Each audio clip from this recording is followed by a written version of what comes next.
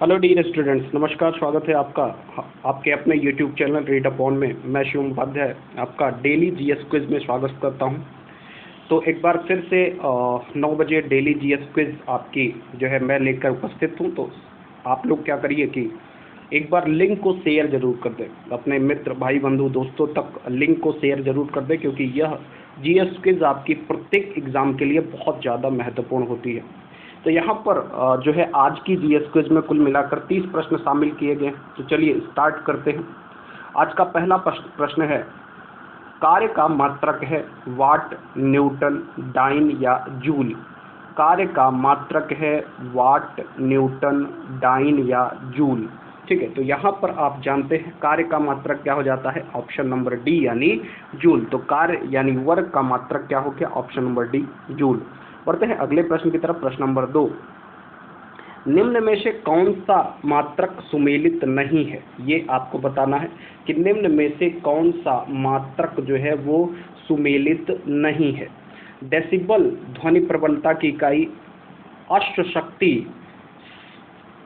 शक्ति की इकाई, समुद्री मील नौ संचालन की इकाई, नौ संचालन में दूरी की इकाई, और डाबसन आपको बताना है, डाबसन जो है वो उष्मा की इकाई। तो इसमें जो गलत ऑप्शन है, कौन सा जो है जवाब गलत है, ये जल्दी से आप कमेंट सेक्शन में बताइए कि मुझे कौन सा आंसर जो है वो गलत है। कि डाबसन उष्मा की इकाई, समुद्री मील नौ संचालन दूरी की इकाई, और अश्व शक्ति शक्ति की इकाई, या फिर डेसिबल जो है आपका ध्वनि प्रबलता की इकाई। तो आपको बताना है कि कौन सा जो है आंसर गलत है, यानी कौन सा ऑप्शन जो है वो गलत है। फटाफट राइट आंसर कमेंट करें, वेटिंग फॉर योर कमेंट्स। और एक बात ध्यान रखिएगा कि शेयर जरूर कर दें, आप लोग क्लास को शेयर जरूर कर दें ताकि मैक्सिमम नंबर ऑफ स्टूडेंट्स जो हैं वो क्लास के साथ जुड़ पाए। मैक्सिमम नंबर ऑफ स्टूडेंट्स यहाँ पर जो आपका डेसिबल, अश्व शक्ति और समुद्री मील है ये बिल्कुल राइट आंसर है, जबकि जो डॉप्शन है वो उष्मा की इकाई नहीं होता, ये ध्यान में रखना है। तो इस प्रश्न का जो राइट आंसर हो गया वो हो गया ऑप्शन नंबर डी। बढ़ते हैं अगले प्रश्न की तरफ। प्रश्न नंबर 3, आवेग का मात्रक है न्यूटन, न्यूटन सेकेंड, बार या डाइन। ठीक है, आवेग का मात्रक बताना है, न्यूटन, बार, न्यूटन सेकेंड या डाइन। तो राइट आंसर इसका क्या हो जाता है, आवेग का मात्रक हो जाता है न्यूटन सेकेंड। ठीक है, आवेग का मात्रक हो जाता है न्यूटन सेकेंड। बढ़ते हैं अगले प्रश्न की तरफ। प्रश्न नंबर 4, प्रश्न नंबर 4 है आपका, निम्न में से कौन सी राशि अदिश राशि है। ठीक है, बल, विस्थापन, वेग या घनत्व। बल, विस्थापन, वेग या घनत्व, कौन सी राशि है जो अदिश राशि है। ध्यान रखना है कि राशियां दो प्रकार की होती हैं, एक सदिश है, एक अदिश है। तो यहाँ पर बल, विस्थापन, वेग जो है ये आपकी सदिश राशि है, जबकि घनत्व जो है वो अदिश राशि है। तो then the right answer will be option number D. बढ़ते हैं अगले प्रश्न की तरफ। कोणीय विस्थापन का मात्रक है रेडियन, स्टेरेडियन, मीटर या सेंटीमीटर। कोणीय विस्थापन का मात्रक है, तो यहाँ पर जो राइट आंसर हो जाता है कोणीय विस्थापन के लिए वो हो जाता है ऑप्शन नंबर ए यानी रेडियन। तो कोणीय विस्थापन का जो मात्रक होगा वो होगा आपका रेडियन। बढ़ते हैं अगले प्रश्न की तरफ। प्रश्न नंबर 6, निम्न में से किसके द्वारा वायुमंडलीय आर्द्रता मापी जाती है। हाइग्रोमीटर, स्पिग्नोमेनोमीटर, वोलोमीटर या पायरोमीटर। किसके द्वारा वायुमंडलीय आर्द्रता मापी जाती है। तो बहुत ही फेमस क्वेश्चन रहा है ये। तो राइट आंसर क्या हो जाएगा, ऑप्शन नंबर ए हाइग्रोमीटर।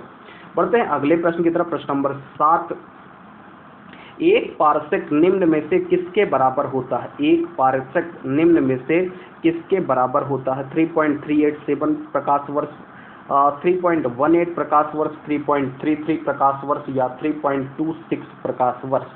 तो यहाँ पर जो राइट आंसर हो जाएगा वो हो जाएगा ऑप्शन नंबर डी यानी 3.26 प्रकाश वर्ष एक पारसेक के बराबर होता है। नेक्स्ट क्वेश्चन है, पास्कल यानी पीए इकाई है आर्द्रता की, डाबसन की, वर्षा की, तापमान की। पास्कल, ठीक है, तो आपको बताना है कि पास्कल किसकी इकाई है। आर्द्रता की, दाब की, यहाँ दाब लिखा हुआ है, इसको दाब पढ़ना है, दाब, ठीक है। तो यहाँ पर राइट आंसर क्या हो जाएगा, ऑप्शन नंबर बी, यानी पास्कल जो है वो दाब की इकाई है। बढ़ते हैं अगले प्रश्न की तरफ। कैंडेला मात्रक है ज्योति फ्लक्स का, ज्योति प्रभाव का, ज्योति दाब का या ज्योति तीव्रता का। कैंडेला मात्रक है, किसका मात्रक है ये आपको बताना है, ज्योति फ्लक्स, ज्योति प्रभाव, ज्योति दाब, ज्योति तीव्रता। तो जो कैंडेला होता है वो किसका मात्रक होता है, जो है ज्योति तीव्रता का, ठीक है। तो ज्योति तीव्रता का मात्रक हो जाता है आपका कैंडेला।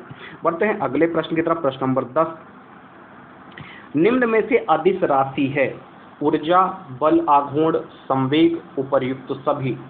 निम्न में से अदिश राशि है, ऊर्जा, बल, आघूर्ण, संवेग या उपर्युक्त सभी। Then the right answer for this question will be option number A, ऊर्जा। ऊर्जा जो है वो एक क्या है, अदिश राशि है, ठीक है। बढ़ते हैं अगले प्रश्न की तरफ। प्रश्न नंबर 11। प्रश्न नंबर 11 क्या कह रहा है आपका, निम्न में से किसने कहा था, किसने शाहजहां को सुप्रसिद्ध कोहिनूर हीरा भेंट किया था। औरंगजेब, दारा शिकोह, मीर जुमला या अबुल हसन कुतुब शाह। निम्न में से किसने दारा शिकोह को कोहिनूर हीरा भेंट किया था, ये आपको बताना है। तो फटाफट राइट आंसर कमेंट करें कि इसका सही जवाब क्या होगा। तो यहाँ पर जो राइट आंसर होगा इसका वो हो जाएगा ऑप्शन नंबर सी, यानी Mir Jumla. Right answer will be option number C, यानी मीर जुमला। बढ़ते हैं अगले प्रश्न की तरफ। प्रश्न नंबर 12, निम्न में से किस सुल्तान ने तुर्कान ए चिहलगानी का दमन किया। इल्तुतमिश, बलबन, अलाउद्दीन, मोहम्मद, तुगलक। तो यहाँ पर आपको बताना है कि किस सुल्तान ने तुर्कान चहलगानी का दमन किया। तो इस प्रश्न का जो राइट आंसर हो जाएगा वो हो जाएगा ऑप्शन नंबर बी, यानी बलबन। बलबन के द्वारा ये काम किया गया था। नेक्स्ट प्रश्न, प्रश्न नंबर 13, सती प्रथा का सर्वप्रथम अभिलेखीय साक्ष्य कहाँ से मिलता है। भितरी स्तंभ लेख, एरण लेख, जूनागढ़ लेख, देवगांव अभिलेख।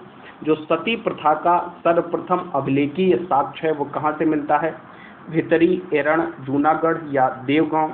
राइट आंसर हो जाएगा ऑप्शन नंबर बी, एरण लेख। बढ़ते हैं अगले प्रश्न की तरफ। बुद्ध की मृत्यु जिस स्थान पर हुई वह स्थान वर्तमान में कहाँ पर यानी किस राज्य में है। मध्य प्रदेश, हिमाचल प्रदेश, बिहार या उत्तर प्रदेश। जो बुद्ध की मृत्यु जिस स्थान पर हुई थी वो कहाँ पर है। तो यहाँ पर जो राइट आंसर हो जाएगा वो हो जाएगा option number D, Uttar Pradesh. Uttar Pradesh के कुशीनगर में यह स्थान है, तो ध्यान रखिएगा option number D is the right answer. बढ़ते हैं अगले प्रश्न की तरफ। निम्न में से कौन सा एक हड़प्पा का बंदरगाह है। सिकंदरिया, लोथल, महास्थानगढ़, नागपट्टनम। हड़प्पा का एक बंदरगाह है। तो यहाँ पर आप देख पा रहे हैं कि जो लोथल है यह गुजरात के क्षेत्र में स्थित था और यह हड़प्पा सभ्यता का एक बंदरगाह था। तो यहाँ पर राइट आंसर क्या हो जाएगा, ऑप्शन नंबर बी, लोथल।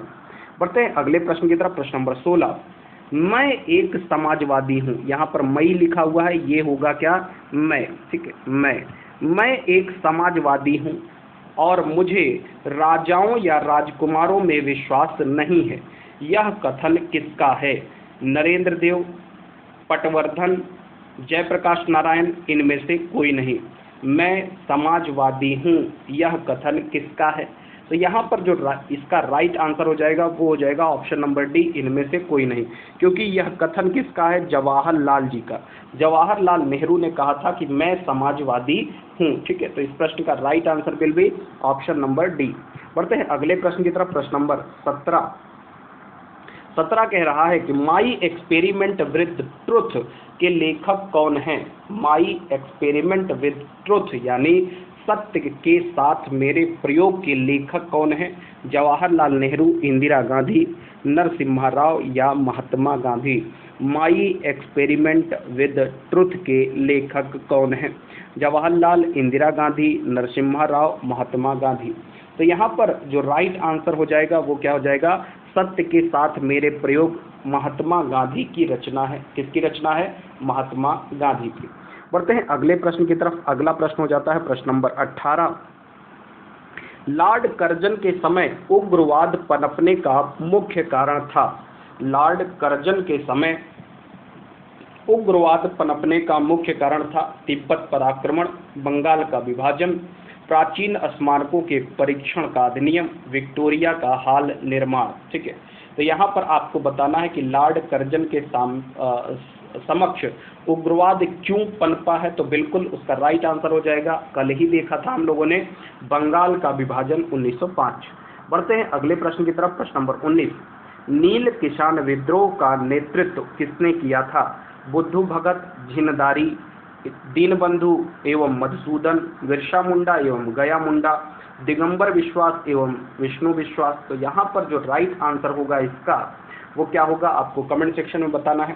साथ ही साथ एक बार वीडियो को आप सभी लोग शेयर जरूर कर दें, क्योंकि ये क्लास आपकी बहुत इंपॉर्टेंट होती है। तो यहाँ पर जो राइट आंसर हो जाएगा, नील किसान विद्रोह का नेतृत्व जो है वो दिगंबर विश्वास और विष्णु विश्वास ने 1859 बंगाल और बिहार के क्षेत्र में किया था। तो ये बात आप सभी लोग जानते होंगे।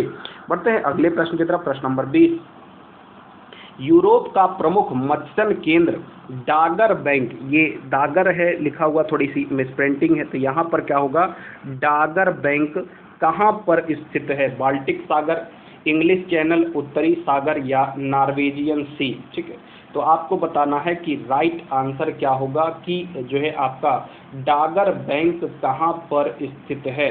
ठीक है, तो जल्दी से राइट आंसर बताएं कि कहाँ पर स्थित है डागर बैंक। तो जो इसका आंसर क्या हो जाएगा, ऑप्शन नंबर सी, उत्तरी सागर। ध्यान रखिएगा कि डागर बैंक जो है वो मत्स्य उत्पादन के केंद्र के रूप में भी जाना जाता है, प्रमुख केंद्र है। बढ़ते हैं अगले प्रश्न की तरफ। प्रश्न नंबर 21, निम्न में से कौन सी चट्टान प्रणाली भारत में नवीनतम है? विंध्यन, कुडप्पा, धारवाड़, गोंडवाना।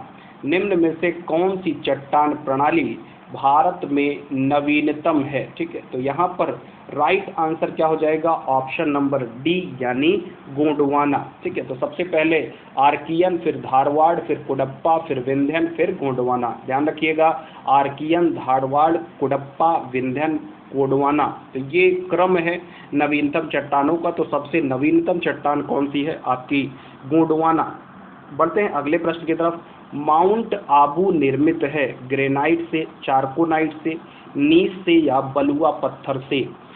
जो आपको बताना है कि जो माउंट आबू है, माउंट आबू आप जानते हैं अरावली की पहाड़ियों पर स्थित है राजस्थान में। तो आपको बताना है कि जो है माउंट आबू निर्मित है ग्रेनाइट, चारकोनाइट, नीस या बलुआ पत्थर। तो इसका जो राइट आंसर होगा वो क्या हो जाएगा, ऑप्शन नंबर सी, नीस से। बढ़ते हैं अगले प्रश्न की तरफ। प्रश्न नंबर 23, राष्ट्रपति द्वारा जारी अध्यादेश जिस अवधि तक मान्य होंगे वह अवधि है 6 सप्ताह, 6 माह, 60 दिन या 1 माह। यानी अध्यादेश जब राष्ट्रपति पारित करता है तो वो कितने दिन तक जो है आपका अस्तित्व में रहता है, कितने दिन तक क्या होता है, मान्य रहता है। तो आप जानते हैं कि आर्टिकल 123 के अनुसार यह अध्यादेश 6 माह तक के लिए वैलिड होता है। Right answer will be option number B, 6 month. बढ़ते हैं अगले प्रश्न की तरफ। संसदीय शासन प्रणाली में मंत्रिपरिषद व्यवस्थापिका के माध्यम से उत्तरदायी होती है, राज्य के प्रति, जनता के प्रति, राष्ट्रपति के प्रति या सरकार के प्रति। यानी कुल मिलाकर के मंत्रिपरिषद किसके प्रति उत्तरदायी है ये आपको बताना है। तो फटाफट राइट आंसर बताएं कि यहाँ पर राइट आंसर क्या होगा। तो यहाँ पर जो निचला सदन है मंत्रिपरिषद वहीं से आती है और निचला सदन जनता के प्रति उत्तरदायी होता है। तो यहाँ पर जो राइट आंसर क्या हो जाएगा, वो हो जाएगा ऑप्शन नंबर बी। बढ़ते हैं अगले प्रश्न की तरफ। प्रश्न नंबर 25, विधि का शासन जिस प्रकार की समानता को प्रतिस्थापित करता है वह है मूल विषयक, प्रक्रियात्मक, वितरक या प्रतिमानित। आपको बताना है कि यहाँ पर जो रूल ऑफ लॉ है यानी जो विधि का शासन है वो जो है कौन सी समानता को प्रतिस्थापित करता है। तो यहाँ पर प्रक्रियात्मक, ठीक है, जिसे प्रोसीजरल जो है इक्वेलिटी भी हम कहते हैं। तो प्रोसीजरल इक्वेलिटी की बात करता है आपका विधि का शासन, आर्टिकल 14 में वर्णित है, आप सभी लोग जानते ही हैं। बढ़ते हैं अगले प्रश्न की तरफ। प्रश्न नंबर 26, निम्न में से किस वर्ष भारतीय संविधान की प्रस्तावना संशोधित की गई? 1975, 1976, 1977 या 1978? ठीक है, प्रस्तावना का संशोधन। तो आप जानते हैं प्रस्तावना में 3 शब्द जोड़े गए, समाजवादी, पंथ निरपेक्ष, अखंडता।